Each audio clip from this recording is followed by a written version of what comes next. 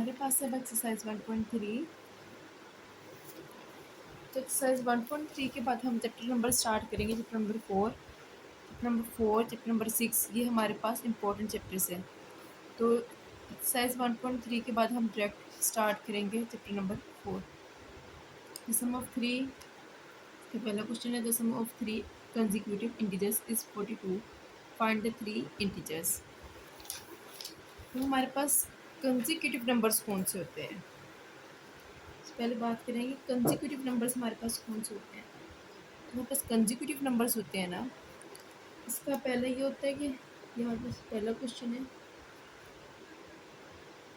हमारे पास consecutive numbers जो होते हैं वो होते हैं जिस तरह ऑर्डर्स में नंबर आए, 1 के बाद 2, 2 के बाद 3, 3 के बाद 4। अब जिस तरह हम कह रहे हैं कि हमारे पास 3 कंसेक्यूटिव नंबर्स हैं, पहले हम लेंगे कंसेक्यूटिव नंबर्स, फिर हम उनको लेट कर लेते हैं। हमारे पास है एक है n-1, एक है n, और फिर तीसरा है n+1। ठीक, अब इन्होंने कहा है कि इसका जो सम है n-1 का प्लस n प्लस n+1, इन तीनों नंबर्स का सम हमारे पास क्या है, 42 है। इनको प्लस कर लेते हैं, ब्रैकेट्स खोल देते हैं, n-1 plus n+1 minus plus minus cancel, 42 as it is आ जाएगा कि हमारे पास हो जाएगा 3n इक्वल्स टू 42। डिवाइड करेंगे, हमारे पास क्या आंसर आ जाएगा, 42 डिवाइड बाय 3 कर देंगे हम। हमारे पास आंसर क्या है, हमारे पास कंसेक्यूटिव नंबर कौन सा था, 14। अगर हम 14 को 3 टाइम्स प्लस करते हैं तो हमारे पास क्या आ जाता है, 42। इसके बाद नेक्स्ट क्वेश्चन है, हमें उन्होंने कहा है the diagram shows right angle show हो रहा है हमारे पास।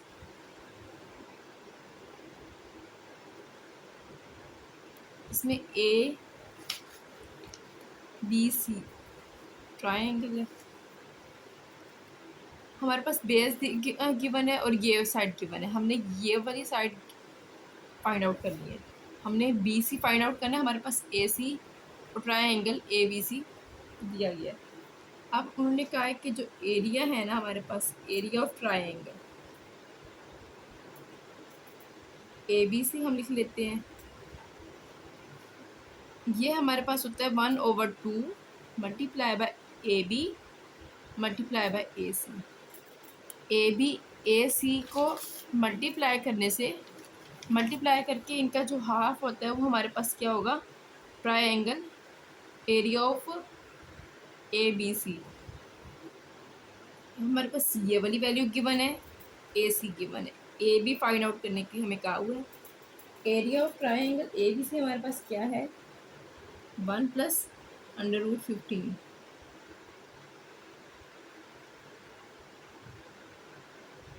सेंटीमीटर का स्क्वायर इक्वल्स टू 1/2।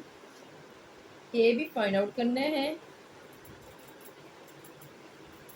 हमारे पास ए सी गिवन है, अब हमारे पास उसकी वैल्यू है √3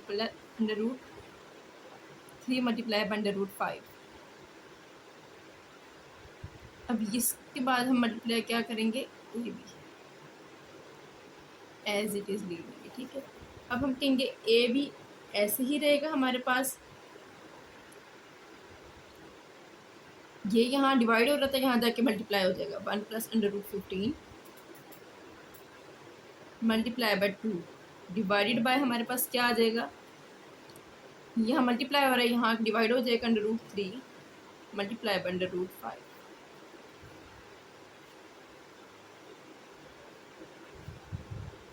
नहीं, इसके दरमियान है हमारे पास प्लस है इसके दरमियान हमारे पास।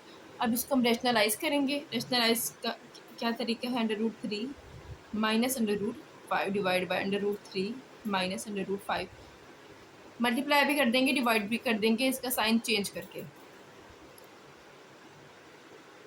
इसको मल्टीप्लाई कर लेते हैं पहले, √3 का स्क्वायर माइनस √5 का स्क्वायर से कैंसिल हो जाएगा, वो एज इट इज़ रखते हैं एक दफ़ा हम, फिर इनको ज़रा मल्टीप्लाई करवा लेते हैं। 1 + √15 इंटू मल्टीप्लाई बाय √3 माइनस √5। ये हमारे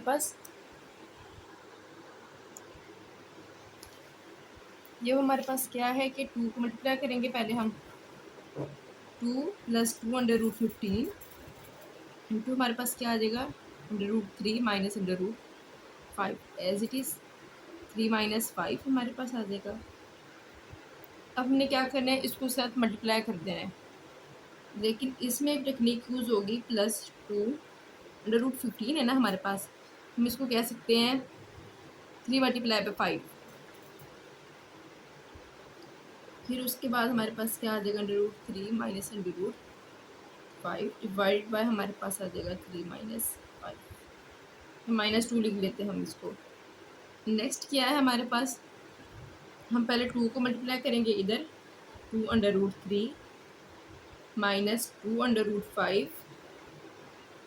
अब ये क्या है, multiply plus 2 as it is रहेगा, √3 मल्टीप्लाई बाय 5 मल्टीप्लाई बाय 3। हमने इसको क्या किया, एक ही अंडर रूट में मल्टीप्लाई कर दिया, माइनस, अब इसको इसके साथ मल्टीप्लाई करना है, 2 एज इट इज़ बाहर रहेगा, 3 multiply by 5 multiply by 5, plus minus minus का sign as it is, divide by -2, 2 √3 minus 2 √5 +2।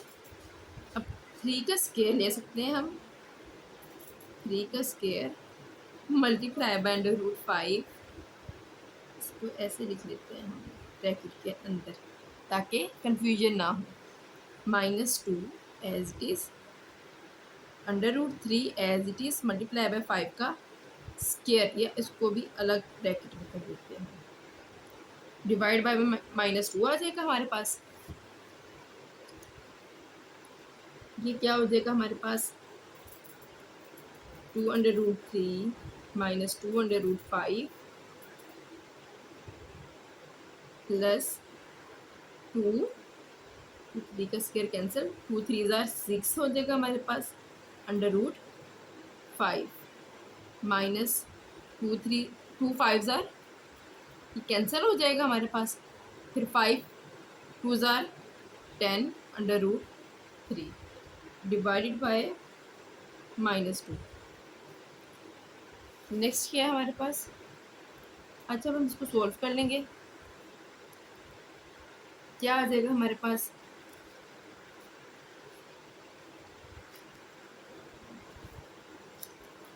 2 √3 minus 2 √5 plus 6 √5 minus 10 √3 divided by में क्या आएगा, -2 आ जाएगा हमारे पास।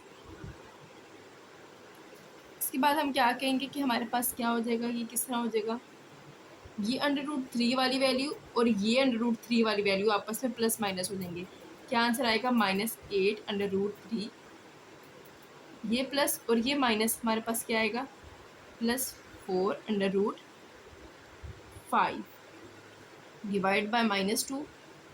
अब हम इसका क्या करेंगे, इसमें से ना हम कॉमन लेंगे, -2 कॉमन लिया जब हमने, तो ये क्या रह जाएगा पीछे, +4 का √3 माइनस का 2 √5, फिर नीचे क्या आ जाएगा, -2 से -2 कैंसिल, आंसर क्या आ गया, 4 √3 माइनस 2 √5।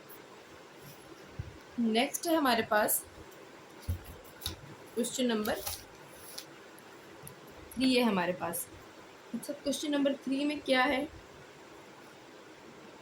एक रेक्टेंगल है जिसकी साइड्स हमें 2 साइड्स गिवन है, गिवन साइड्स क्या है हमारे पास 2 प्लस अंडर रूट,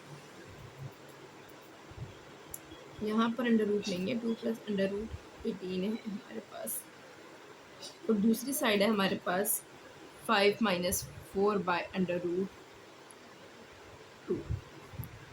पहले हम इसको सिंप्लीफाई कर लेते हैं। 18 हमारे पास सिंप्लीफाई होकर कैसे हो जाएगा, हम इसका ऐसे करते हैं 18 को 2। अब ये हम इसको कैसे लिख सकते हैं, ऐसे लिख सकते हैं ना, 3 का square multiply by 2, under root थी, under root as it is आ जाएगी, अंडर रूट अलग अलग कर लेते हैं हम, 3 अंडर रूट 2, तो हमारे पास ये किसके बराबर आ गया, 2 प्लस 3 अंडर रूट 2 के। हमारे पास है 4 बाय अंडर रूट 2, 4 के ऐसे हमें पता है 2 2 ज़ार 4 होता है, तो हम इसको क्या करेंगे, हम इसको ना ऐसे लिख लेंगे कि हम इसको ऐसे लिख लेते हैं 2 मल्टीप्लाई बाय 2, और फिर हम कहेंगे under root 2 multiply by under root 2 multiply by 2। अच्छा, अगर हम इसको मल्टीप्लाई करेंगे तो ये ऐसे आ सकता है ना, 2 का स्क्वायर अंडर रूट 2 का स्क्वायर मल्टीप्लाई बाय 2, इसको ये कैंसिल करेंगे तो हमारे पास वही आ जाएगा 2 मल्टीप्लाई बाय 2। तो हम ये जो वैल्यू है ये लिखेंगे under root 2 multiply by under root 2 multiply by 2। ये 2 हमने एज इट इज़ ही रखा है, तो अब हम क्या कहेंगे, हम कहेंगे कि हमने 4 बाय हमारे पास था ना अंडर रूट 2, इसको हम सोल्व करते हैं। हमने 4 का क्या किया, हमने किया under root 2 multiply by under root 2 multiply by 2 divide by under root 2। इससे ये कैंसिल हो जाएगी, अब हमारे पास क्या आ जाएगा, 2 अंडर रूट 2, फिर हमारे पास ये क्या है, 5 माइनस 2 अंडर रूट 2 आ गया हमारे पास। अब इन्होंने कहा है कि रेक्टेंगल की एक्सप्रेस, हमने एरिया फाइंड आउट करना है, एरिया ऑफ रेक्टेंगल हमने फाइंड आउट करना है। इसका फार्मूला होता है लेंथ मल्टीप्लाई बाय विड्थ। हमारे पास दोनों साइड्स गिवन है, हम मल्टीप्लाई कर देंगे, 2 plus 3 under root 2 and 5 minus 2 under root 2। अभी आप लोग खुद सिंप्लीफाई करें, बहुत इजी है, इसके बाद आप लोगों को मुश्किल है ही नहीं पीछे। नेक्स्ट क्या है हमारे पास, अच्छा क्वेश्चन नंबर 4 है हमारे पास, find 2 numbers whose sum is, question number 4 है हमारे पास।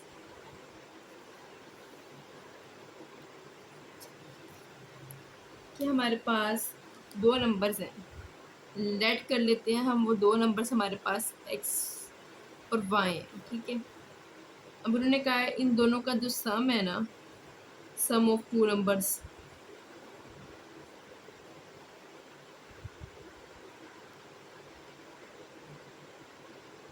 अच्छा मैं ये नहीं लिखती हूँ, स्टेटमेंट्स नहीं लिखती हूँ, आप लोग स्टेटमेंट्स लाजमी लिखिएगा।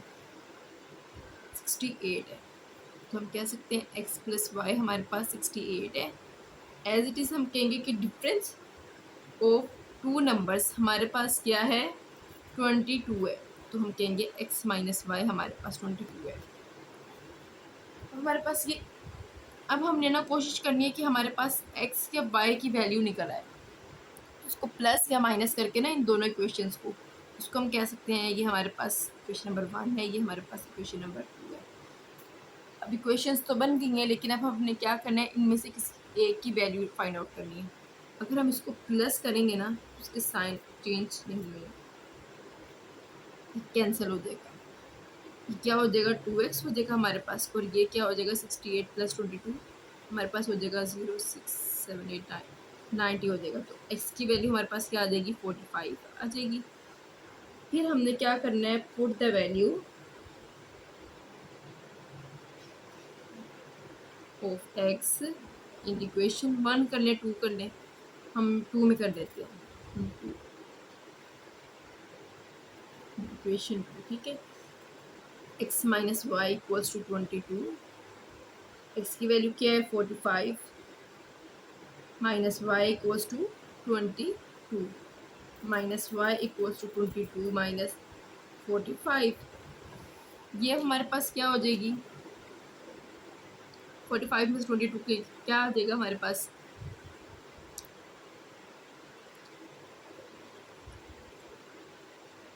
अच्छा 5 में से 3, 4 में से 2 गया हमारे पास 2 minus 23 minus 23 minus minus cancel, Y equals to हमारे पास क्या आंसर आ जाएगा 23। चलो हमारे पास नेक्स्ट क्वेश्चन जो है वो है क्वेश्चन नंबर, हमारे पास क्वेश्चन नंबर है जी क्वेश्चन नंबर 5। अच्छा इन्होंने इसमें क्या कहा है, the weather in Lahore was unusually warm during the summer of 2024। अब 2024 में गर्मी थी,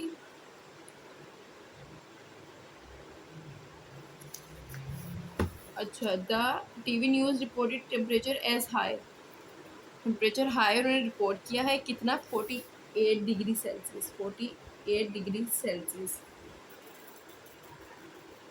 ठीक है by using the formula.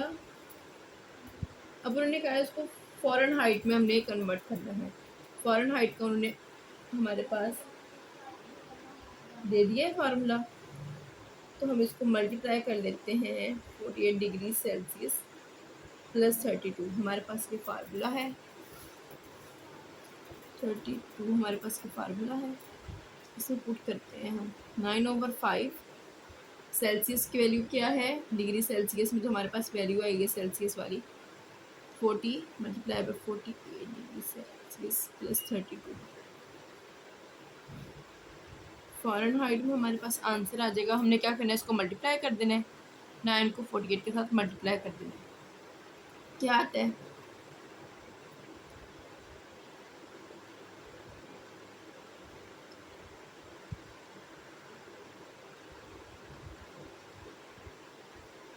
5 plus 32, इसका एलसीएम लेना है सिंपल सिंपल, वो आप लोग खुद ले लेंगे। The sum of the ages of the father, अच्छा अब इसमें थोड़ी सी टेक्निक है, ये हम देखते हैं क्या होगा इसमें कैसे है। क्वेश्चन नंबर 6 जो है हमारे पास क्या है वो, इन्होंने कहा है कि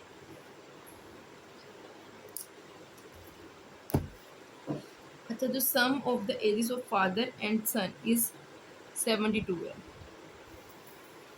फादर प्लस सन हम कह लेते हैं उनकी एजेस हैं जो, उसका सम है हमारे पास 72 ईयर्स, ईयर्स में है ना 72 ईयर्स। अब उन्होंने कहा है 6 ईयर्स अगो, सबसे पहले हम सिर्फ इतना देखते हैं, इसमें अक्सर लोग मिस्टेक कर जाते हैं कि 6 ईयर्स अगो तो फादर्स एज, फादर्स की एज में से माइनस कर देते हैं 6, लेकिन सन की एज भी तो 6 ईयर्स अगो 6 साल कम होनी चाहिए ना, तो हम क्या करेंगे 6 ईयर्स अगो हम कहेंगे,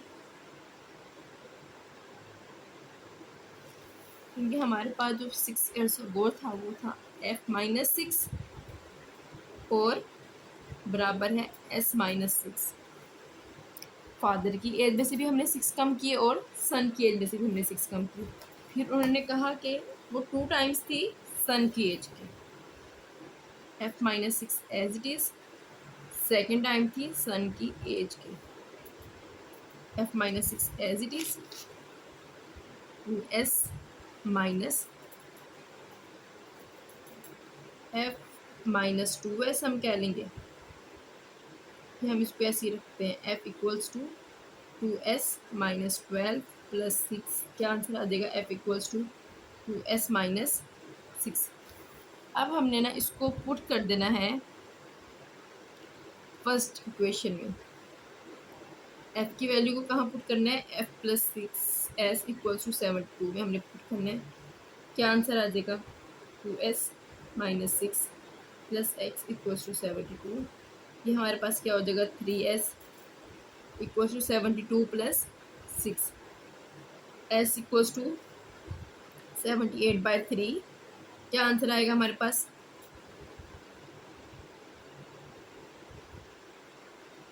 26, ये हमारे पास क्या आंसर आया है 20। जब हमारे पास जो आंसर आया है वो आया है सन की एज आ गई है हमारे पास। जो सन की जो एज थी वो थी 26, लेकिन उन्होंने अब हमसे मज़ीद क्वेश्चन किया है कि वो सन की एज 6 ईयर्स अगो कितनी थी। तो क्या करेंगे, 26 माइनस 6 इक्वल्स टू हमारे पास क्या आंसर आ जाएगा 20। हमारे पास नेक्स्ट क्वेश्चन है, Meera bought a toy for S 1500 and sold for S 1520, but was her profit percentage। ये है क्वेश्चन नंबर 7 हमारे पास। अच्छा, इन्होंने अब क्या कहा है कि कॉस्ट प्राइस है उसके पास 1500, सेल प्राइस है हम उसकी जो है वो है 1520। प्रॉफिट का सिंपल फार्मूला होता है sale price minus cost price, 1520 minus 1500 क्या आ जाएगा प्रॉफिट हमारे पास 20। हमारे पास 20 प्रॉफिट आ गया।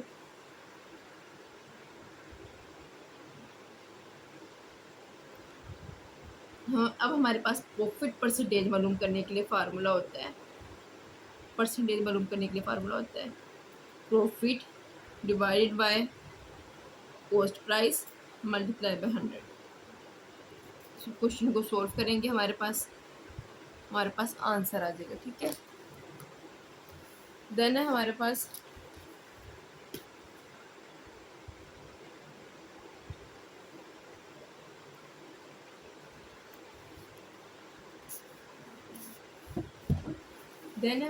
The annual income of Tayyab is. अब उसकी ना जो हम कह सकते हैं कि उसकी जो अमाउंट है, क्वेश्चन नंबर 8 है कि हमारे पास वैसे तैयब की इनकम हमारे पास कितनी है। तैयब इनकम लिख लें, एनुअल इनकम लिख लेंगे यहाँ पर, एनुअल इनकम इक्वल्स टू कितनी है 9,60,000। फिर उन्होंने कहा है by the exempted amount is 1,30,000। अब जो एग्जेम्प्टेड अमाउंट होती है ना हमारे पास, वो ये होती है कि जिसके ऊपर टैक्स नहीं लगता। तो हम क्या करेंगे, पहले एग्जेम्प्टेड अमाउंट हम माइनस कर देंगे इसकी रियल अमाउंट में से। 1,30,000 हमारे पास माइनस हो जाएगा। ये क्या आ जाएगा हमारे पास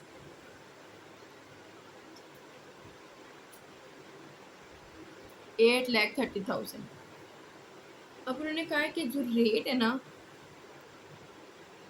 टैक्स रेट है जो, वो है 0.75%। ये हमारे पास हो जाएगा 0.0075। हम इसकी परसेंटेज को ख़त्म करेंगे ना, तो हमारे पास ये क्या रेट आ जाएगा, टैक्स रेट हमारे पास क्या आ जाएगा 0.0075। ठीक है, अब हमने इसके जो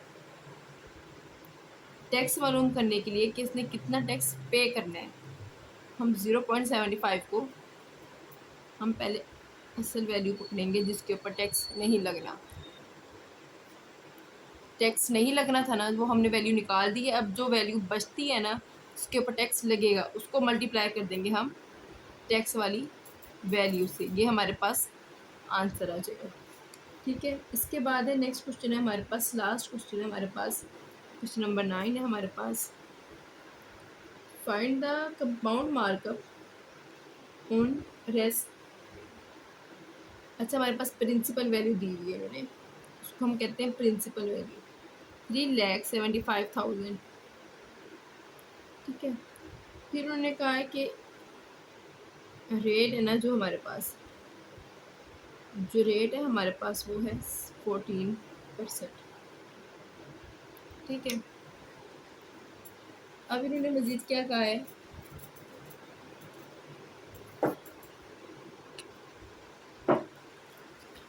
अब हमारे पास जो टाइम है ना ईयर, वो है 1 ईयर का। अब इसका हमारे पास अमाउंट फाइंड आउट करने के लिए हमारे पास फार्मूला होता है principal into 1 plus rate over 100 into 1, इसकी पावर में हमने क्या दिया, टाइम दिया है, जो कि हमारे पास कितना था, 1 ईयर का टाइम था। अब हमारे पास प्रिंसिपल अमाउंट क्या है, तो 3,75,000 इंटू 1 प्लस रेट क्या है 14 डिवाइड बाय 100, हमारे पास परसेंटेज हमने लिख ली 1। ये हमारे पास हो जाएगा तकरीबन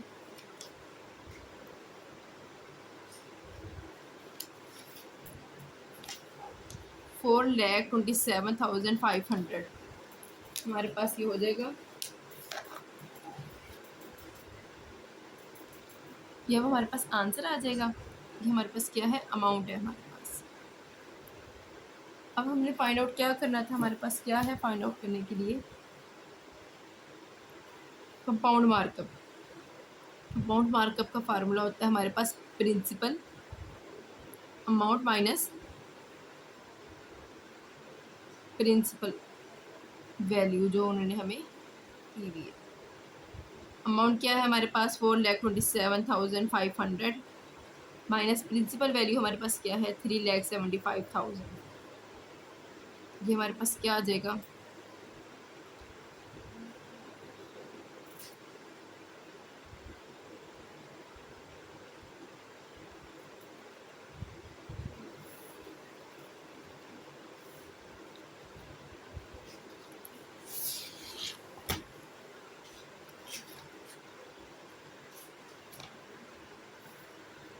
ये हमारे पास आ जाएगा 52,500 हमारे पास ये आंसर आ जाएगा। अच्छा, इसके बाद हम करेंगे चैप्टर नंबर 4 स्टार्ट करेंगे। रिव्यू एक्सरसाइज भी सेम वही है, लेकिन अगर आप लोग कहते हैं तो मैं इसको करूँगी। अगर आप लोगों के कमेंट्स में आप लोग कहेंगे तो मैं रिव्यू एक्सरसाइज को सॉल्व करूँगी। लेकिन फ़िलहाल हम लोग चैप्टर नंबर 6 की तरफ जाएंगे, 4 की तरफ जाएंगे। चैप्टर नंबर 4, चैप्टर नंबर 6 ये वो चैप्टर्स हैं जो इंपॉर्टेंट हैं, लॉन्ग के लिए भी शॉर्ट्स के लिए भी। इनमें से लॉन्ग और शॉर्ट्स दोनों आते हैं।